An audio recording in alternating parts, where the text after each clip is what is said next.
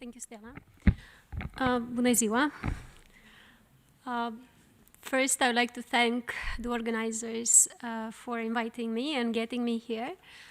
It was not an easy decision to take off from Chisinau yesterday because we were all wondering what was going to happen, and we still don't know what's going to happen, though I just saw the news that we have another candidate for the position of the Prime Minister, third one, right?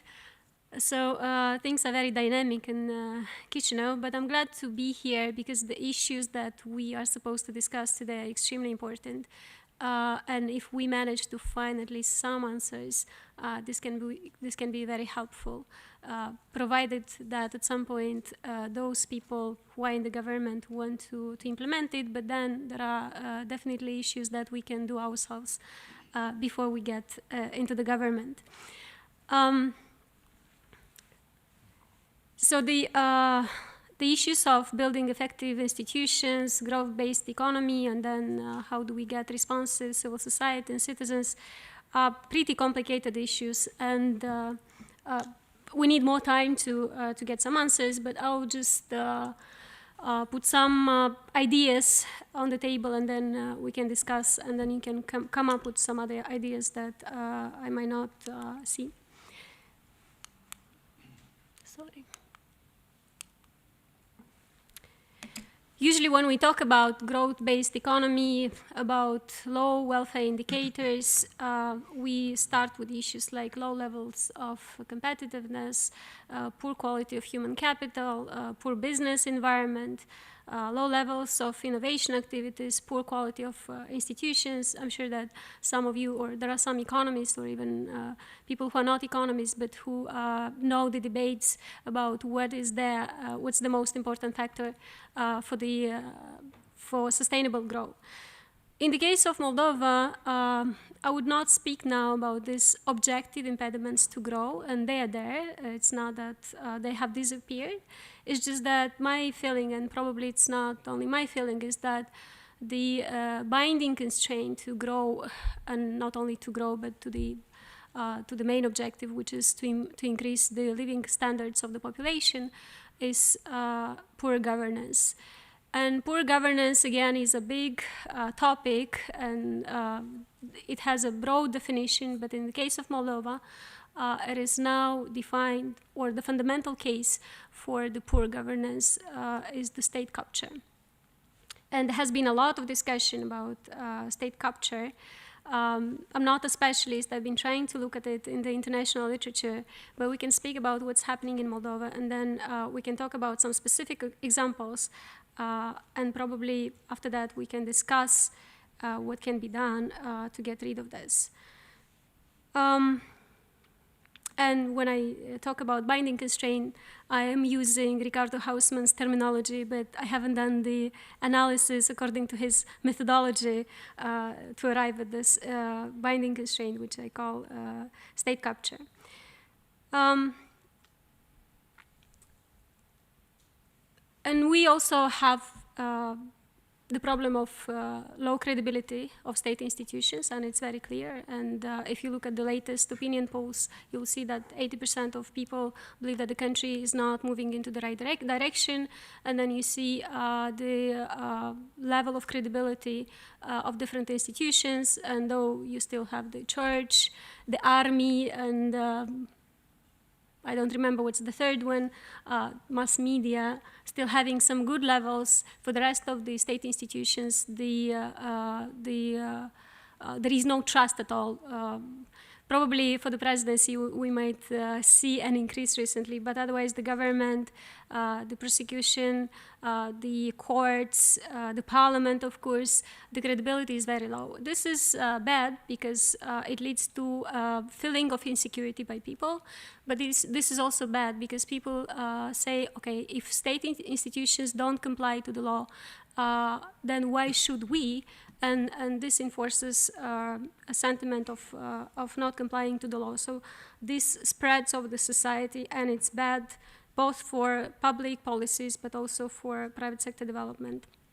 Endemic corruption, which is related to state capture, but it's not the same, because in the case of of corruption, just corruption, one expects that when corruption is revealed, some of the state institutions will take actions. In the situation of state capture, there is no one to take action because it's happening. These types of corruption cases are happening because the state institutions are involved. And the biggest corruption scandal, which made our country famous recently in the negative way, is the banking sector fraud. And again, though the reasons were, of course, money behind, and there was some private, well, but this is oligarchy, or this is state capture, when this private interests together with some state institutions work together, to put it this way, and they managed to steal that much money, which is almost 12% of GDP from the three banks. Another example is the money laundering, which has been happening in the last at least 15 years in Moldova, and about which we find out now from international press, and the figures that are being indicated are really impressive. The literature says that state capture happens not only in Moldova, of course. It happens especially in our part of the world, and it happens in countries which did start the liberalization of the economy. It doesn't happen in Belarus, for example. That's what the evidence shows, because they haven't liberalized the economy yet.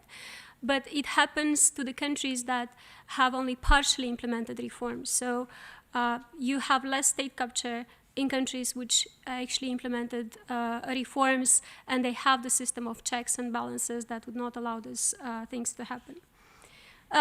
When we talk about challenges, we should also recognize the issue of law, quality of human resources, and as a former Minister of Education, I'm ready to provide all the details and explanations, because in a way I was supposed to contribute to resolve this issue, and we have started, but we haven't managed to significantly improve this. This leads to economic security of people, and this puts the economic security of the country and of people at risk. This entire situation with state capture, especially in the last 5 years, has compromised the EU integration agenda, and then the risk to change the geopolitical vector, and there has been a lot of discussion. Since we're talking about economic growth, and though I'm saying that I see as the immediate problem or issue and the immediate priority the need to dismantle this state capture system, because otherwise we'll not be able to solve other issues, more objective impediments to grow and to increasing the living standards. I still want to go quickly through some of the charts which I borrowed from the, sorry, yeah.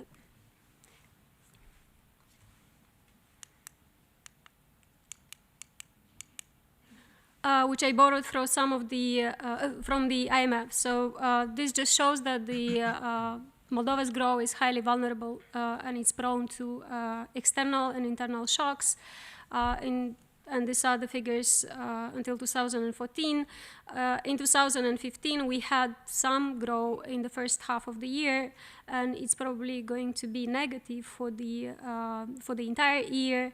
And this is also due to internal developments which are not positive and which don't encourage firms to grow and to invest, but also to the decline in demand and remittances from Eastern partners. It's 11 o'clock.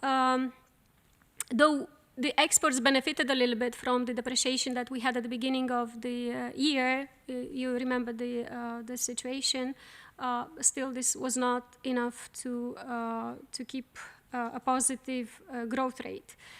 According to the World Bank, the economy is going to shrink by 2% in 2015, as I said, and they expect a very small recovery, a modest recovery in 2016.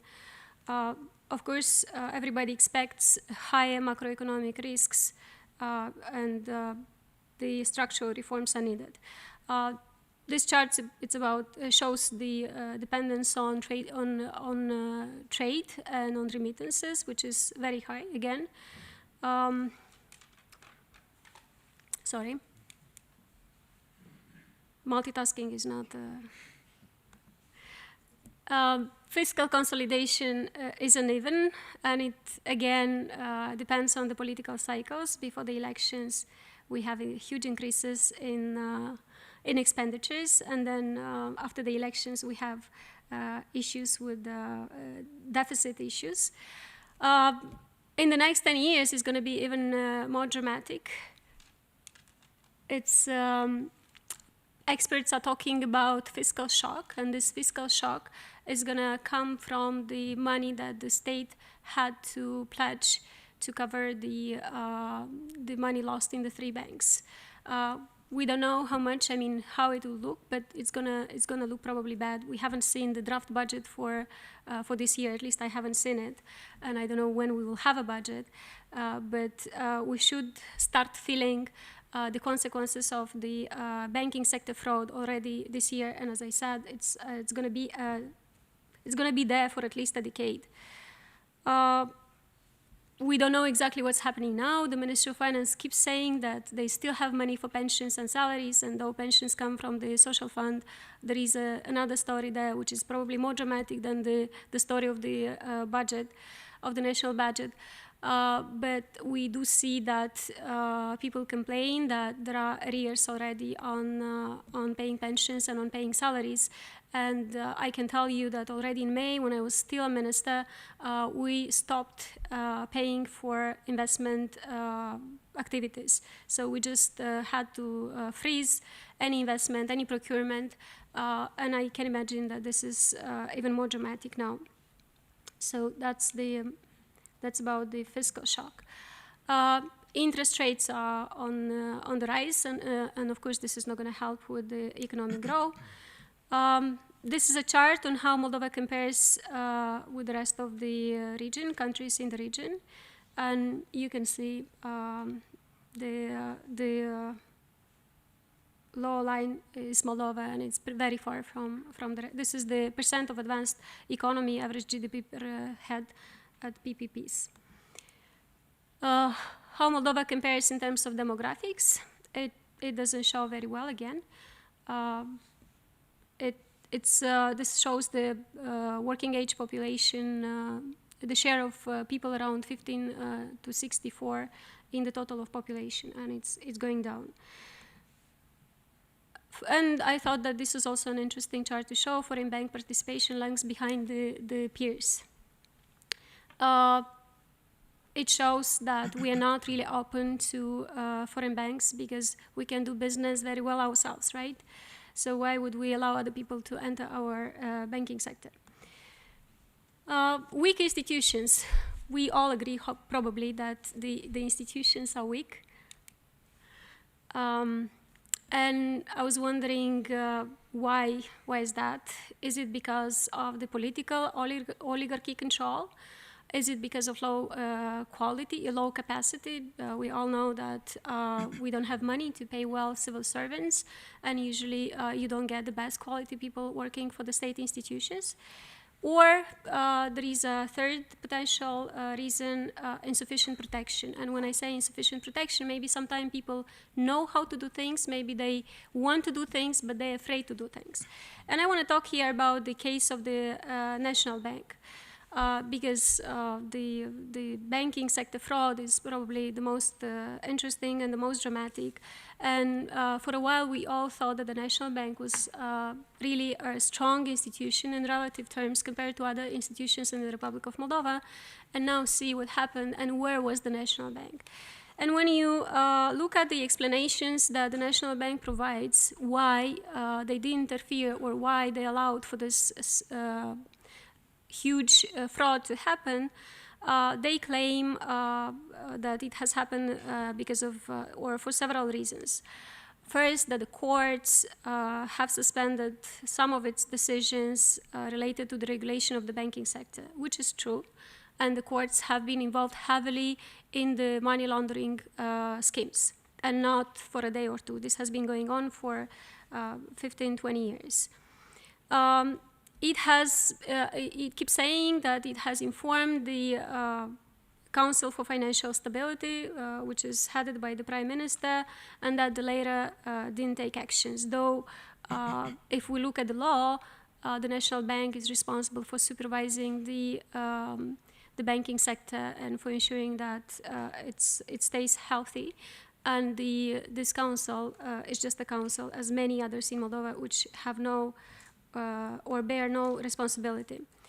They also claim that the legal framework is not good enough. For instance, it does not allow the National Bank, to identify the shareholders who have less than 5% of the shares. And if you read about this full story, entire story, you could see that these were people who had less than 5% shares who came together and invented these schemes. So they did it just because they didn't want to be identified. It also says that the entire offshore business is there, that the bank shares can be bought on credits from the offshore companies, that there are other things that through offshore companies can be done. It also complains that the National Bank decisions have to compulsorily go through the Ministry of Justice, and that this doesn't help, and so on. At the same time, the National Bank then use all its instruments which the law envisages. For instance, when they saw that things were happening in these three banks, they could make them pay penalties, they could limit or suspend their activity, they could even withdraw their license, or they could block partially or totally their activity. Nothing of this has happened. And this brings me to the conclusion that the National Bank didn't do its job because of other reasons. So all this is true, is there. The legal framework has to be changed. I personally, and I was part of the government for a while, I didn't hear the National Bank coming in front and saying, we need to change the legislation because this is very dangerous, look what's happening. Probably you, or at least people in Moldova, remember how much noise at the Ministry of Education we made when we wanted to change a law. And it was not about something that dramatic immediately. It's dramatic because it's about the quality of human resources, and it's dramatic for the society if you don't make changes. But it's not something that is going to cost you immediately 12% of GDP. I haven't heard the National Bank to go to the press if they at some point realize that there is no political will to deal with these issues, and to say that, look what's happening, look what's going on, we need to deal with these issues. These are the changes that we need to promote. Moreover, the legal framework hasn't been amended as of now. So I'm wondering whether these things that we've been talking about for the last year are not happening in other three banks that some people have been talking about, because it's not, the IMF and the international financial institutions had a reason when they asked for the audit of the other three systemic banks in Moldova. So what's the issue? If the National Bank is not the institution with the lowest capacity, they're still much better in terms of technical expertise than the rest of the state institutions in Moldova. If if they knew that the laws have to be changed and so on, maybe it's the insufficient protection. Maybe they were afraid. Maybe they wanted to do the right things, but they were afraid for their life. Because let's be frank here, it's one thing to fight with kids who are upset that you don't let them cheat. I mean, though some of them were extremely upset with me and would send very nasty messages, but it's another thing when you try to stop money laundering schemes worth billions of dollars. This can be really dangerous for your life. But even in this case, you just say, okay, I can't deal with this issue, but I don't want to be part of this issue, so I just leave the institution. I just go out of this, and I can say it publicly. If I'm afraid for my life or for the life of my family, I just leave and say nothing. But I don't participate into this, and I don't become part of the problem.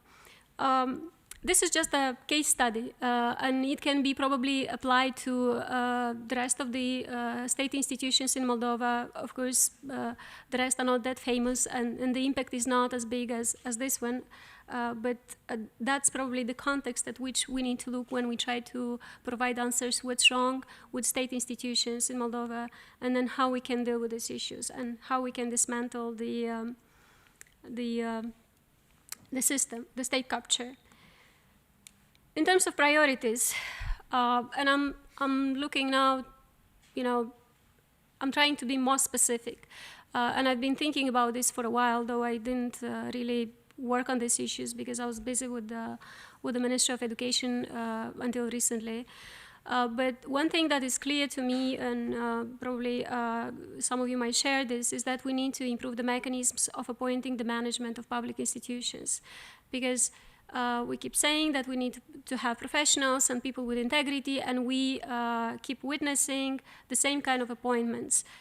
We have had our own battle at the Ministry of Education trying to change the way the school directors are appointed, because to us, this is the biggest resource. If you have the right school principals, then they will ensure that there is a good education quality in their institutions. They will bring the right teachers, they will promote the right teachers, they will create the environment to have the right education, atmosphere, and so on. And we didn't really manage, we just managed to change the law, but we were not there to implement it, and apparently it's not being implemented properly. But this should happen somehow in all the government institutions. We need to make sure, and by law, it looks well, because by law it says it's competition, you apply, and so on, but then the result is as always. Second, I believe that somebody, I don't know, the government or civil society should undertake an independent evaluation of control and regulatory institutions. And this is National Bank, this is the regulator in agency, telecommunications, this is the anti-monopoly agency, which there is there on paper, but apparently is not there in reality. This is the CNFP, I don't know what's the English, Comisia Națională Hârtiilor de Valoare. So we need to start from there, and then we'll know how to deal with these issues. Public administration reform, of course, is a big issue, and we have tried in the past, but again, not the right people tried this reform, and the results are as they are. And when I say public administration reform, is even when you have the right objective and you want to change things, it's extremely difficult. Sorry. And I come with the experience from the Ministry of Education, and this also includes the civil service system reform, pay reform. The Ministry of Education, I tried to reform it, and getting good professionals to work for 3,000 lei per month is really a big challenge. It's a very big challenge, and most of the people who actually helped with the real changes and were of real value, they're not people who usually work for the ministry or for the ministries in general. So all of these people, with one exception, already left the Ministry of Education after I left, not only because I left, but also because the new leadership of the ministry didn't want them to stay. But as I say, you can bring this type of high-level professionals and keep them there maybe for a year, for 2, 3 maximum. You cannot keep them there for 10 years because people need to have good salaries.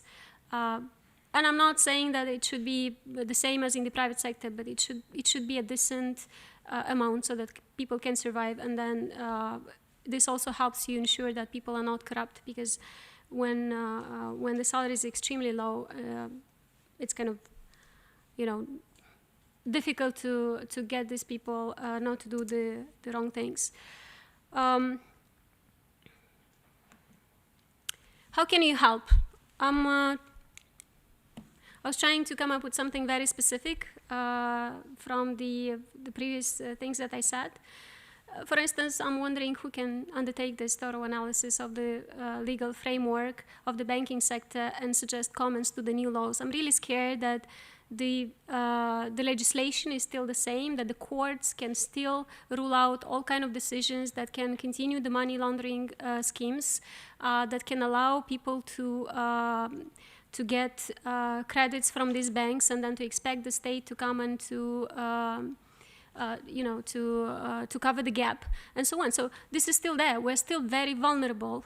Nobody is taking care of it. The National Bank said that it was going to develop some legislation. I haven't seen it, and I'm sorry to say it, but with the current management, which was going, but looks that it's not going anymore, I don't believe that they're going to develop the legislation that one needs. So I don't know, maybe we have, and I've heard that we have good specialists here, people who actually understand a lot what it means, the banking sector fraud and all these innovations in terms of stealing money from the banks. So maybe you here, a few people here, maybe a few people in other countries can come together and suggest some changes to the law so that we address this major risk to the Moldovan society in general, because this is a risk to the Moldovan society, not just a risk to the Moldovan banking sector. So this is one suggestion. Another suggestion is to maybe discuss and come up with some proposals who could do this external evaluations of the regulatory agency bodies. I mean, because there is, at least I don't know an international body who could do the evaluation of the board of the National Bank or of the board of this competition council and so on. Can we come up with something and then impose it on the government or recommend it to the government, depends who's going to be there. Talk about the improving the mechanisms of appointing the management of public institutions. For instance, we thought in terms of education that we were going to call on volunteers, and every time there is a competition for a school principal position, just to send some volunteers to the competition and see how it goes, how it happens. It's going to put some pressure because this is open. At least this is what we put it in the law. Everybody can participate in such a competition, and if you send some people, it's going to be a little bit more difficult for those who want to misuse the situation and promote not the best person, the best applicant. It's going to make it a little bit more difficult. Maybe we should do the same for the key positions or for the key institutions when the government appoints them. Just looking for suggestions and proposals. Analyze the structure of state capture. We want to dismantle it, and most importantly, we want to make sure that this is not going to repeat in the future, because, okay, one guy or another guy might leave, get into the prison, and so on. But because it looks so attractive for some people, there might be other people who would come and say, okay, I can use it, I can do something similar. And when you still have people in all these institutions who are used to working for the state capture mechanisms, there will always be the injustice, always, for a while. Injustice in prosecution, other state institutions. So how do we make sure when one oligarch or the team has left and another one hasn't come, what do you do to strengthen the public institutions so that this doesn't repeat? It would be good to know how it functions, and I'm not suggesting that you know, because you're too far. Probably there should be some people from inside the country who could advise on this. Public administration reform is not an easy subject. Many countries have tried it. Very few succeeded. Justice sector reform and anti-corruption measures are again on the agenda, and there has been a lot of discussion on the justice sector reform, on how to reform the prosecutor's office.